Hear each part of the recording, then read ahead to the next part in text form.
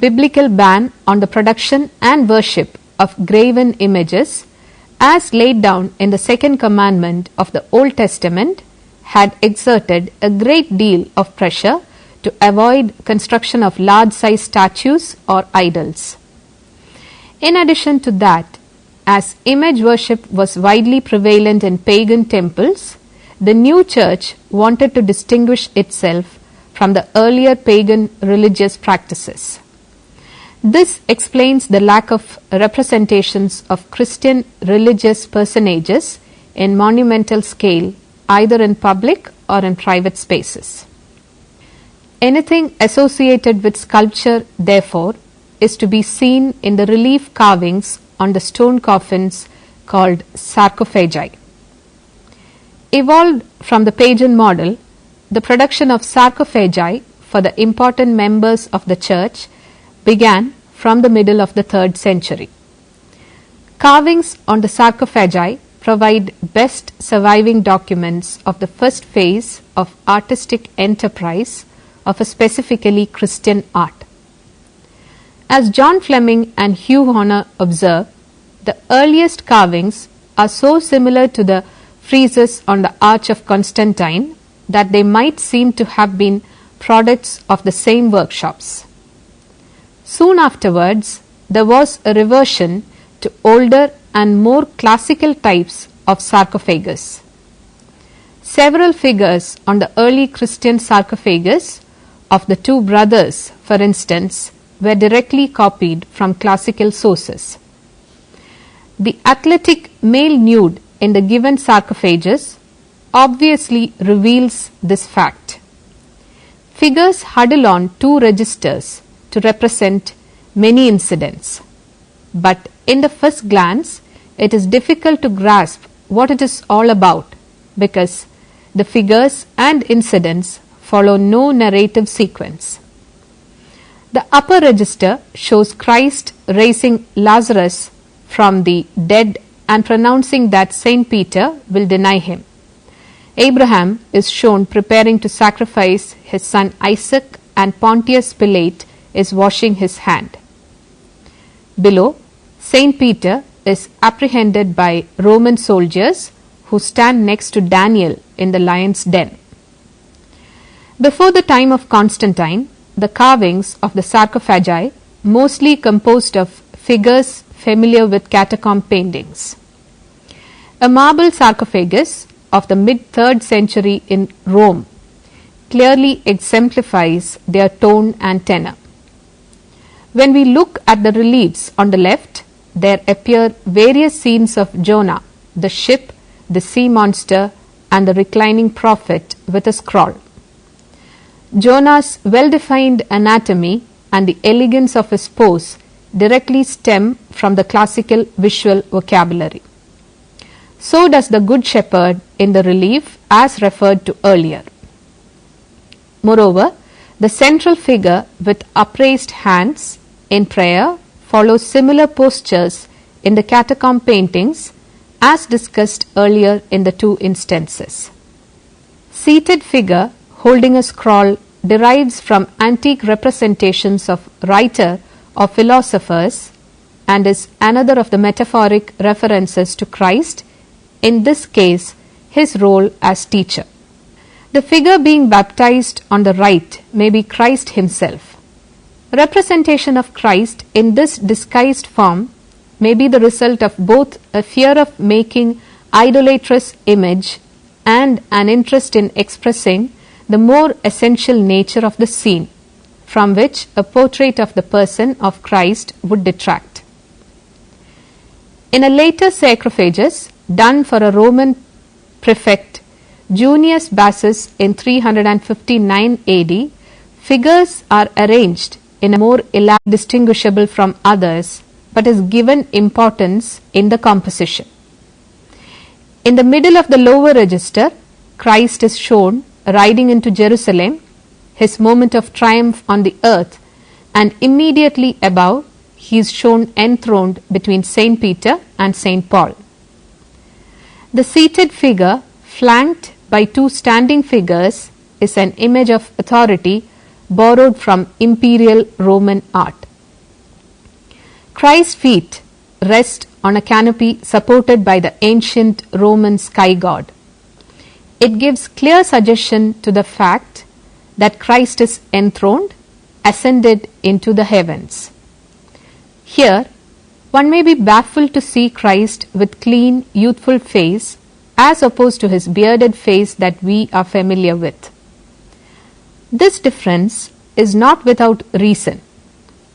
Christ is portrayed in eternal youth and dressed in Greek pallium, which during this time in Italy came to be identified with philosophers and teachers. Depending upon this Greek model, Christ is rendered as world teacher. Probably modeled on the sculptural image of youthful Apollo, Christ's image of eternal youth recurs in early Christian art in varied forms. Looking at all these features discussed so far, Arnold Hauser observes that the early Christian art was primarily destined to suit the taste of the lower classes by distinguishing itself from the social elite. The catacomb paintings, in particular, must have been almost entirely works by simple artists, amateurs and daubers, and whose qualifications consist in their religious zeal rather than in any considerable amount of talent for work. However, there was degeneration of both taste and technique in the art of the old elite classes as well. Here, what we are confronted with is a conspicuous break in history. Yet, irrespective of the lack of technical skill and expression visible in the early stages of Christian art, a tendency is strongly felt among scholars to interpret those defects as the result of a conscious attempt to disregard the realism familiar with the Greco-Roman art. Under the influence of this idea, scholars tend to conclude that the lack of skillful rendering of realism as a spiritual gain and sign of progress, without ever looking into the aspect of interrelationship between the artist's intention and his power of execution. Arnold Hauser therefore argues that it is clearly absurd to deny all possibility of a gap between the artist's intention and his power of execution. There can be no question that such a gap existed in early Christian art.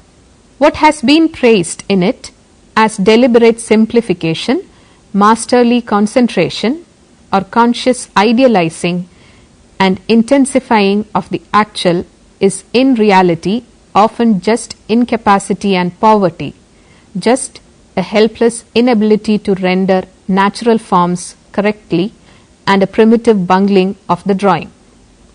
This clumsiness of early Christian art continued until the Edict of Toleration, 313 AD, by which it became the official art of the state.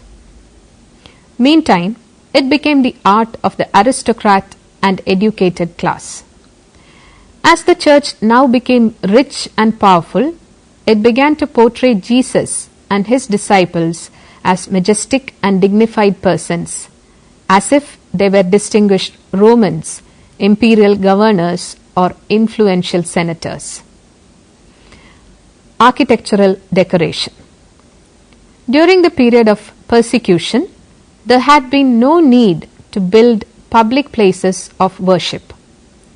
Once the Christian religion became enormously powerful after its official recognition, it embarked on large-scale architectural projects. But at the same time, it refused to model on or to continue the ancient pagan temples, as their function was completely different. The interior of the pagan temple was usually a small shrine to house the statue of the god, and processions and ritual sacrifices took place outside. The church, on the other hand, had to find sufficient room inside the church to accommodate the whole religious followers who assembled inside for service. With this different function, churches were constructed on the models of large assembly halls, which had been known as basilicas in Latin during classical periods, meaning royal halls. These buildings were used as covered market halls and court of justice or drill hall, and mainly consisted of large oblong halls with narrower, lower compartments on the longer sides, divided from the main hall by rows of columns. At the far end, there was often room for a semicircular dais called apse, where the chairman of the meeting of judge could take his seat. The mother of the Emperor Constantine built such a basilica to serve as a church. Since then, the term basilica established itself for the churches of this kind. The semicircular niche or apse used for the high altar, towards which the worshipper's attention was directed. This part of the building where the altar stood came to be known as the choir. The main central hall where the faithful gathered was later known as the nave, meaning ship. The lower compartments on either side were called side aisles, meaning wings.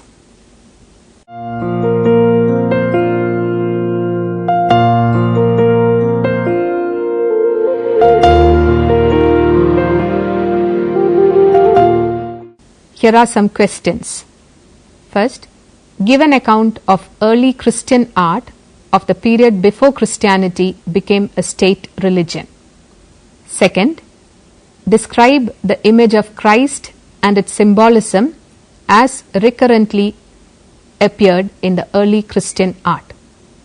Third, explain the composition and its significance of the mosaic, the three men in the fiery furnaces.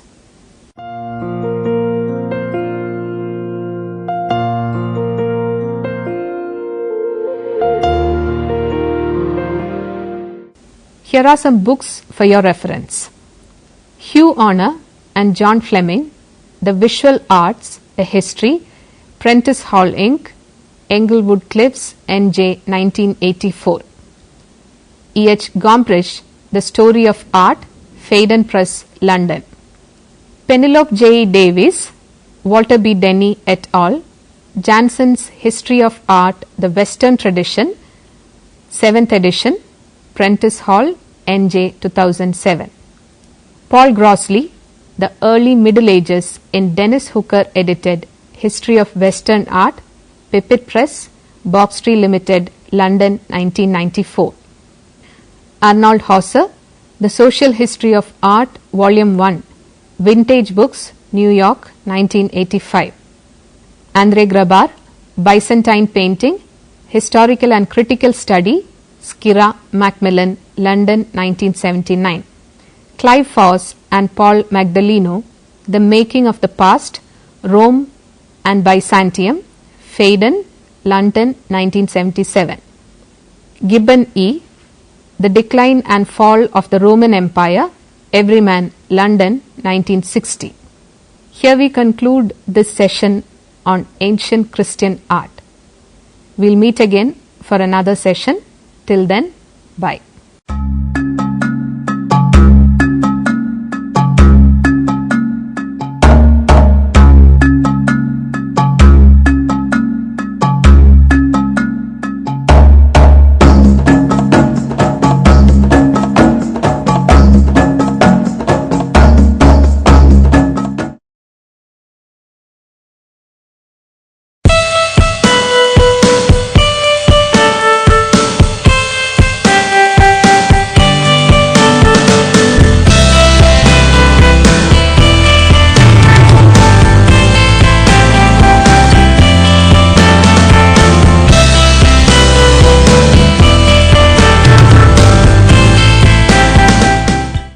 Hello and welcome to the session on creativity.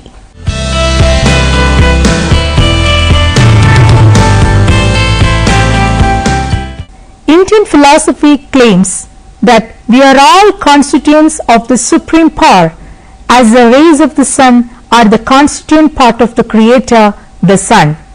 Therefore, every one of us ought to possess the same creative abilities and has these abilities.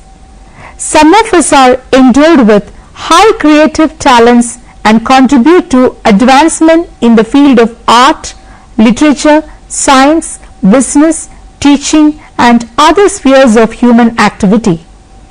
These people are responsible for propounding new ideas and bringing about social and cultural changes.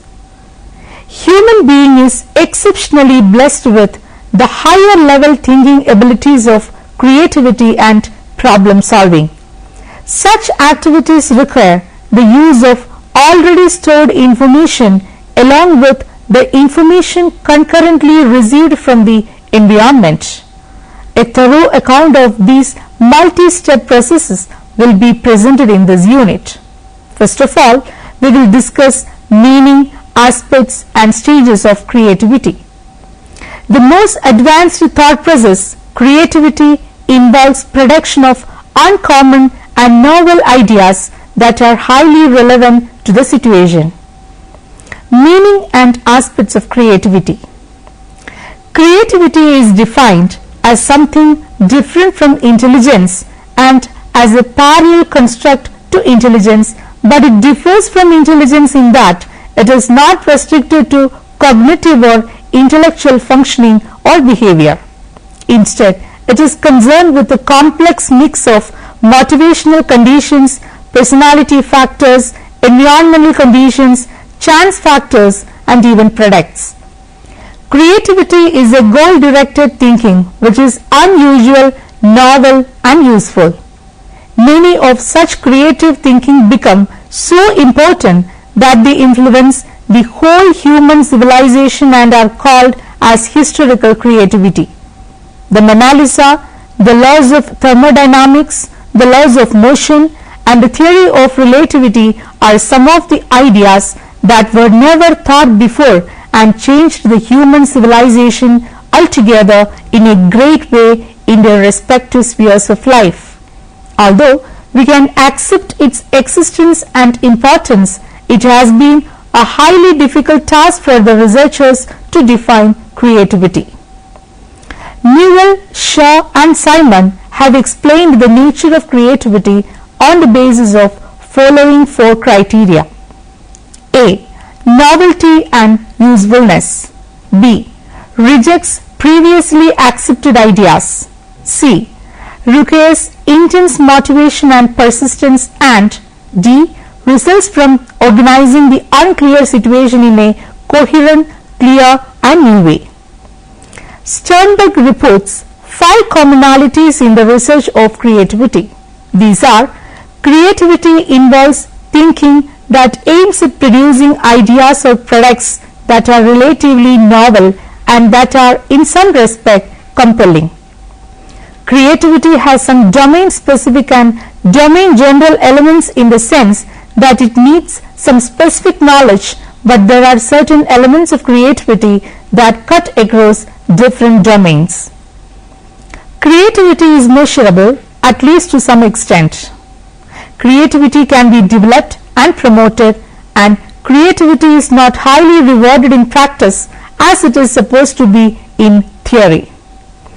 Stages of creativity. The history of research on stages of creativity began with Graham Wallas, who suggested that creative thinking follows 4 successive steps. Stage of preparation. The subject begins to gather information about problem to be solved and attempts some solutions. This stage is characterized by a state of trial and error learning. Therefore, the subject is advised to learn as much as possible about the problem area. In preparation, the thinkers begin recalling personal experiences and investigating in all different directions to gather information about the problem to be solved. The subject of defining the focus question of interest is to list all concepts associated with the focus question. Since the goal from this procedure is to generate the largest possible list, the thinker should not worry about redundancy, relative importance, or relationships at this point. Stage of incubation. In the second stage, the solution exists but is not clear. The subject must not intentionally work on the problem. Instead, it is allowed to sink into the unconscious, and the thinker is advised to relax and reflect on his or her focus question, which might lead him or her to modification of the focus question. Stage of elimination.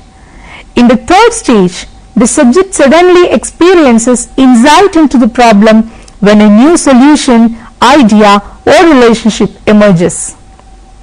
In other words, the subject attempts to reformulate his or her ideas or to formulate new ones. The subject is more active and more conscious work is needed in this stage. In the stage of elimination, the thinker experiences insight into the problem when a new solution, idea or relationship emerges. Thus, he or she attempts to reformulate his or her ideas or to formulate new ones. Stage of verification. Finally, the subject tries and checks the solution. In this stage, some modification may also occur to ideas reached in the previous stages. In the stage of verification, the thinker tests, tries and checks the solution he or she created. Since this stage is the final one, the thinker may well make some modification to his or her ideas which he or she reached in the previous stages. In this stage, thinker should rework the structure of his or her map to represent his or her collective understanding of the interrelationships and connections among groupings, which may include adding, subtracting or changing superordinate concepts. Thus, he or she may need to review his or her concept map as he or she gains new knowledge or new insights. In some situations, the above stages may appear in a different order or combined into 2 or 3 stages. They also do not occur regularly. For example, sometimes the subject's knowledge of the problem area allows him or her to pass over the first stage, that is preparation, and move on to the next stage, that is incubation, or even to the third stage. Nature and characteristics of creativity. Creativity as a unique and novel personal experience, and on the basis of the experiences and findings of the various scholars, may be said to possess the following characteristics. Creativity is universal. Creativity is not confined to any individual, groups of individuals, caste, color or creed. It is universal and is not bound by the barriers of age, location or culture. Creativity is innate as well as acquired. Although many research findings and incidents favor the suggestions that creativity is a God-given gift and natural endowment, the influence of cultural background, experiences, education and training in the nurturing of creativity cannot be ruled out. Creativity produces something new or novel. Creativity denotes the ability of a person to produce something new or novel, but this novelty or newness does not necessarily imply the production of a totally new idea or object which has never been experienced or has never existed before. Creativity is adventurous and open thinking. Creativity is a departure from the stereotyped, rigid and closed thinking. It encourages and demands complete freedom to accept and express the multiplicity of responses, choices and lines of action. Creativity is a means as well as an end in itself. Creativity as an urge inspires and persuades the individual to create something unique and thus acts as an impetus for expression. This creative expression proves to be a source of joy and satisfaction to the creator. Creativity carries ego involvement. There is complete involvement of one's ego in the creative expression. One's individuality and identity are totally merged in one's creation. One's style of functioning, philosophy of life and personality may be clearly reflected in his creation, be it a work of art or a piece of writing, etc. Creativity has a wide scope. Creative expression is not restricted by any limits or boundaries. It covers all fields and activities of human life, in any of which one is able to demonstrate creativity by expressing or producing a new idea or object. Creativity and intelligence do not necessarily go hand in hand. Research findings and observations have demonstrated that there is no positive correlation between creativity and intelligence. One is not the essential or necessary prerequisite of the other. Creativity rests more on divergent thinking than on convergent thinking.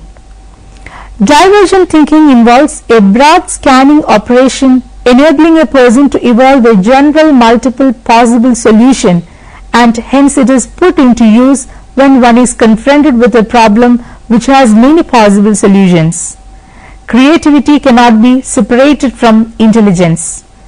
In spite of the fact that intelligence or creativity may function independently and creativity involves more of divergent thinking as opposed to the convergent thinking employed in the demonstration of intelligence, it is not possible to entirely separate creativity from intelligence. Creativity and school achievement are not correlated. No significant correlation has been observed between an individual's creative talent and his school performance. One may be creative but score quite low on achievement tests, and similarly, a topper in school or in the board examination may show little or no creative output.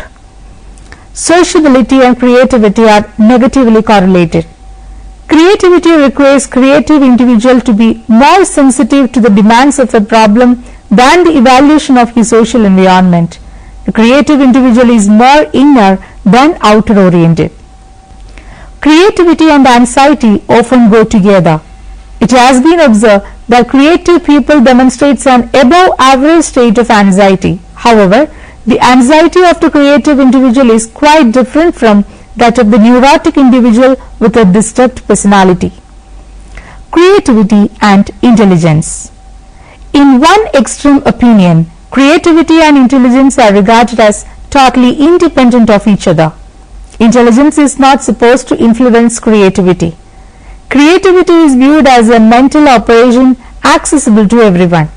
It is supposedly dependent on domain-specific knowledge. This position denies not only the influence of intelligence but of any individual difference beyond knowledge and motivational factors on creativity. Hayes proposed an alternative certification hypothesis which doubted intrinsic links between creativity and intelligence. Instead, it stated that most possibilities to display a recognizable level of creativity, like occupation to architecture or science, simply require a high level of formal education. Since academic performance is correlated with IQ, society simply denies creative individuals of low IQ the chance to express their talent adequately. The creative person. The creativity aspect can also be discussed on the basis of these personality characteristics of the creative people which distinguish them from the non-creative people. A number of researchers have presented different types of personality traits attributed to the creative persons. These studies, along with other personality studies, have brought out the following behavior characteristics or personality traits of a potentially creative individual. 1. Originality of ideas and expression. 2. Adaptability and a sense of adventure. 3. A high degree of awareness, enthusiasm and concentration. 4. Lack of tolerance for boredom, ambiguity and discomfort. 5. Ability to elaborate, to work out the details of an idea or a plan. 6. Enthusiasm for novelty of design and even of solution of problems. 7. Peace with one's own self so that he has more time for creative pursuits. 8. Self-respect, self-discipline and a keen sense of justice. 9. Easy nature with a relaxed attitude. 10. Awareness of obligations and responsibilities. 11. Ability to accept tentativeness and to tolerate and integrate the opposites. 12. Patterns of thought different from those of the less creative, particularly during creative activity. 13. Respect for the opinions of others and acceptance of disagreement and opinions different from one's own. 14. Spontaneity and ease of expression.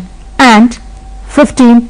The capacity to fantasize and daydream. Theories of creativity. A number of theories have been put forward to explain the nature of creativity, how it operates, why some of us show greater creative tendencies and others less. Let us now discuss some of the better known theories. Divine inspiration or God-given gift theory.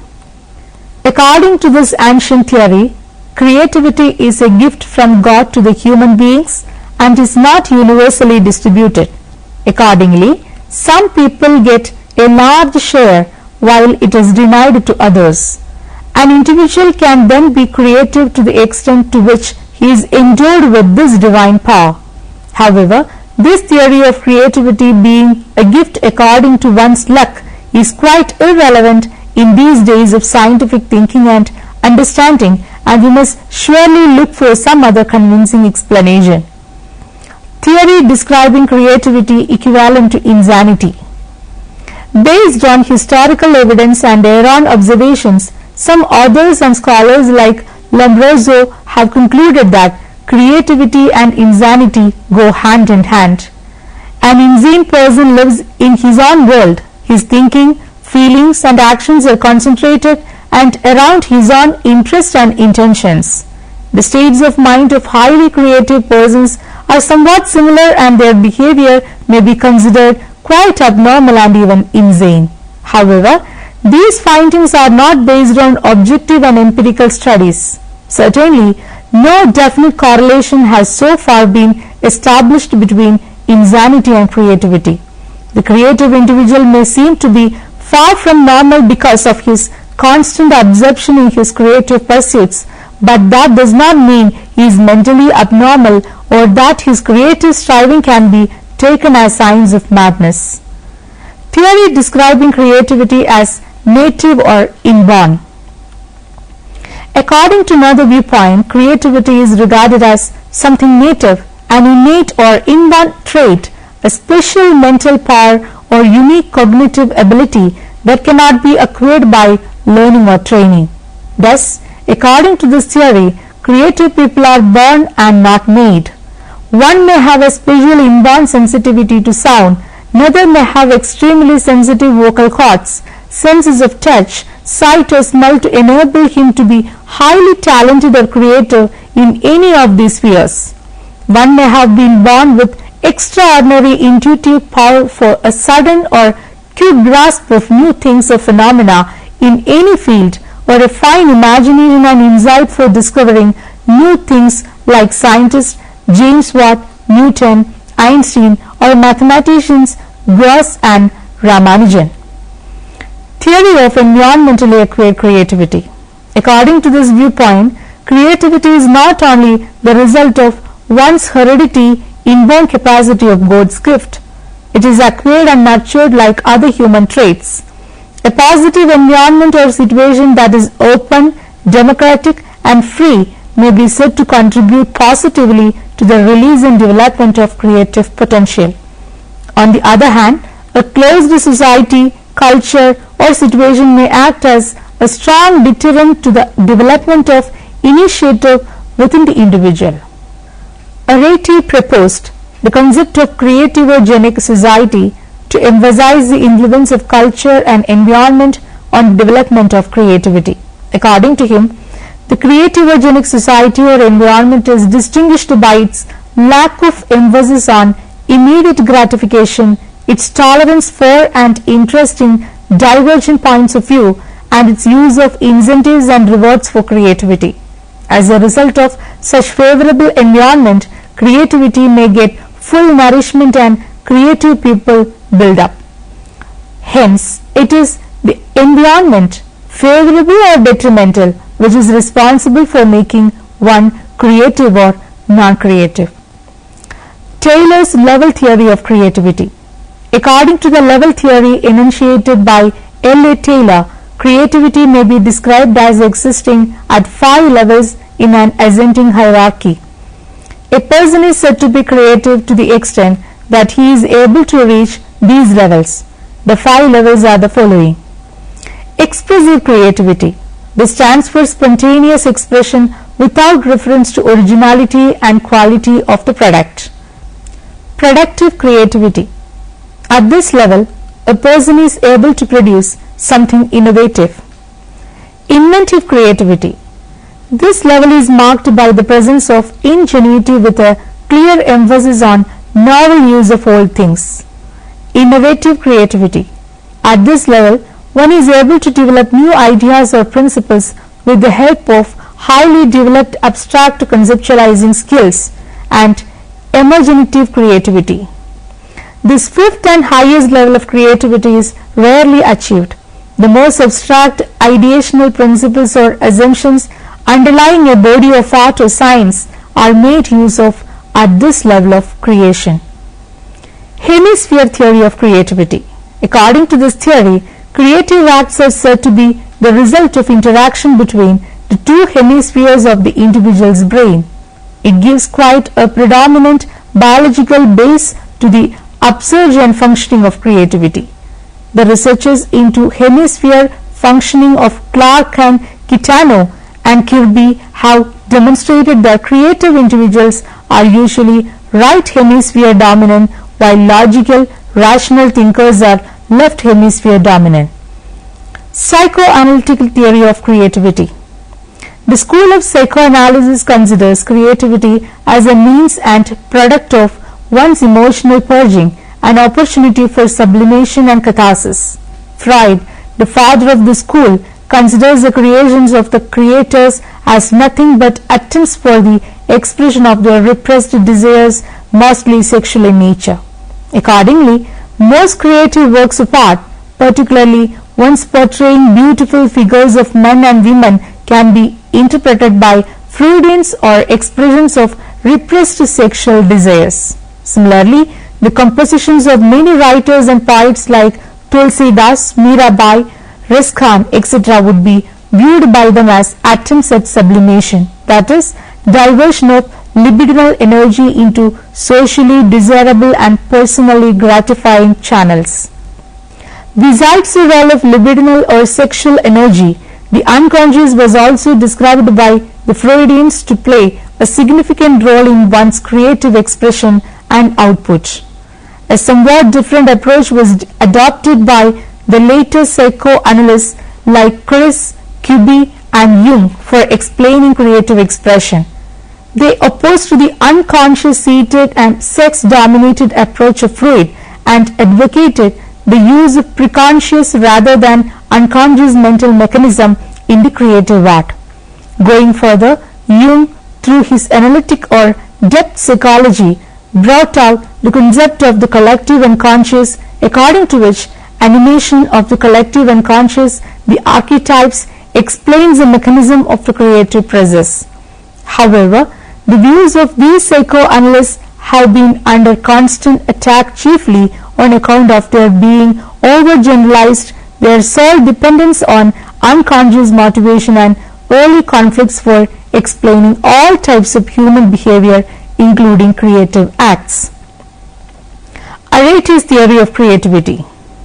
The theory of Areti represents the contemporary views about the nature and meaning of the terms creativity, the creative process, and creative output. The major theoretical notions underlying this theory are as follows. 1. Creativity and mental illness are parallel to one another in that both involve the transformation of reality. The distinction between them is that while creative people aim to change reality for broader and more useful social purposes and self-actualization, psychotics want to transform reality within the framework of their private world, regardless of serving any useful purpose of their selves or society. 2. To say that a creative person is mentally ill is quite incorrect. He is, in fact, a person who enjoys good mental health, which energizes his cognitive abilities to create something unique or novel. 3. The creative process is a magic synthesis of the two modalities, the primary process and the secondary process, and may thereby be termed the tertiary process. From the foregoing theories of creativity, it seems that none of them provides a complete picture. Each one of them takes its own stand for explaining creativity either through the process approach or the product approach, and hence each perception is, as Clarke observes, only a fragment of the total. It's only through a holistic view, by the integration of the various divergent views of the different theories, that a meaningful picture of creativity may emerge. Let me summarize the session.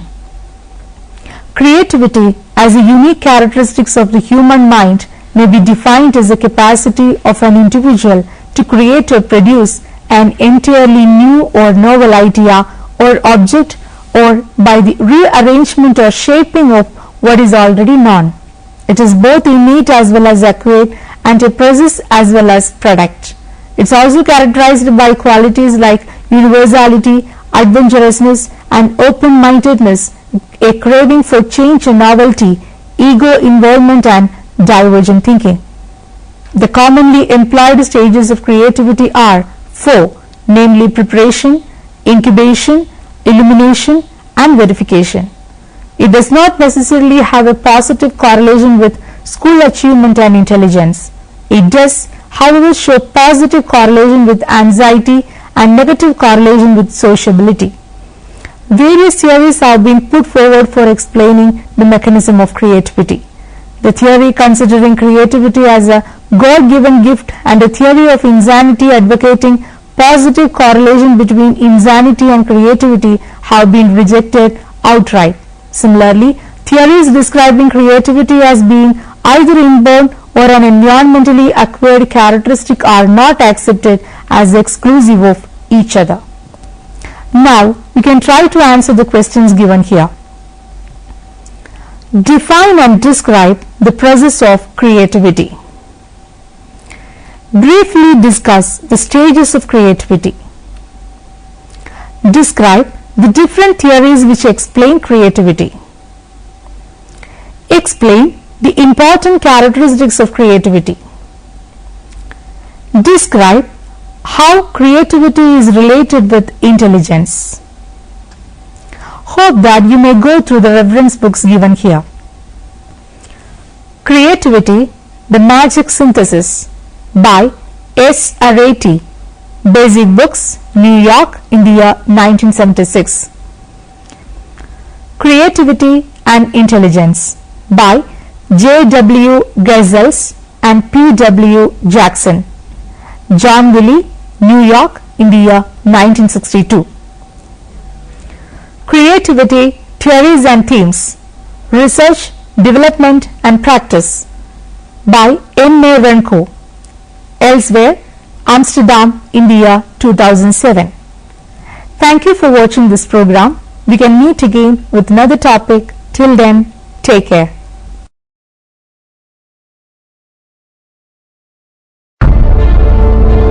Life is full of possibilities. Technology is one such possibility. It opens up immense potentialities for education. With these possibilities, educational universe is expanding.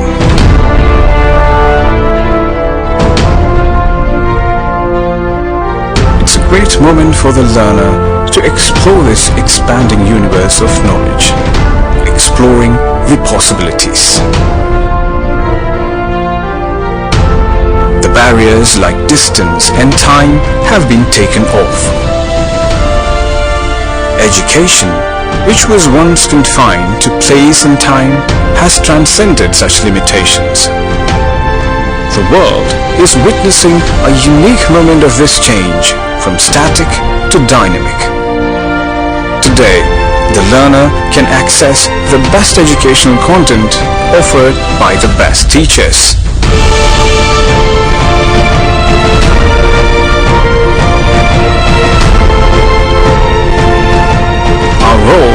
is to actualize this change and facilitate this possibility. Educational Multimedia Research Center has been in the forefront of such a change since its inception. UGC established Emmrcs at different universities nationwide to record and make familiarize India's best laboratories, research developments, creative academic work, also ensuring the rich and vibrant cultural diversities of India portrayed through education channels. Emmrc at Calicut University was established in the year 1998. Consortium for Educational Communication (CEC) is the apex body coordinating the activities of 21 Emmrcs. Emmrc effectively utilize a broadcast technology to usher in the possibilities of worldwide classroom. The remarkable vision behind this was to enable education to reach the unreached through broadcast mode. It marvelously enriched higher education and also induced a spirit for continuous updation of knowledge. Our vision is to provide quality higher education content using modern mass media technologies. This vision was enhanced by the advent of new media technologies. With this came the expanding possibilities of interactive communication. The learner had much to seize from this moment. The interactive content enabled through the web by the media centers facilitate possibilities for the students to engage with the teacher in real time. This resulted in the development of massive open online content, popularly known as MOOC. Unlike the open courseware available in different other MOOC platforms, SWAYAM is integrated with the curricular learning of the student. Students can earn credits for pursuing courses in SWAYAM. All of them are free of cost. Quality courseware is offered through SWAYAM by eminent teachers. Emmrc pioneered the development of MOOC for the first time in the state of Kerala. It is indeed a matter of sheer excitement to notice the increase in the number of students being enrolled for MOOCs. The University of Calicut is the first university in the state to host MOOCs. The ever-expanding possibilities resulted in the launch of 32 DTH Swayamprabha channels. Emmrc is entrusted with the coordination of Channel 8, Physical and Earth Sciences of Swayamprabha. It is one of the 10 higher educational channels run by CEC. The Emmrc is equipped with emergent technologies, best studio facilities, and have high-caliber professionals to undertake newer challenges. Our most valuable possession is the eminent faculties of universities and colleges who are geared up to explore with us the expanding universe of knowledge.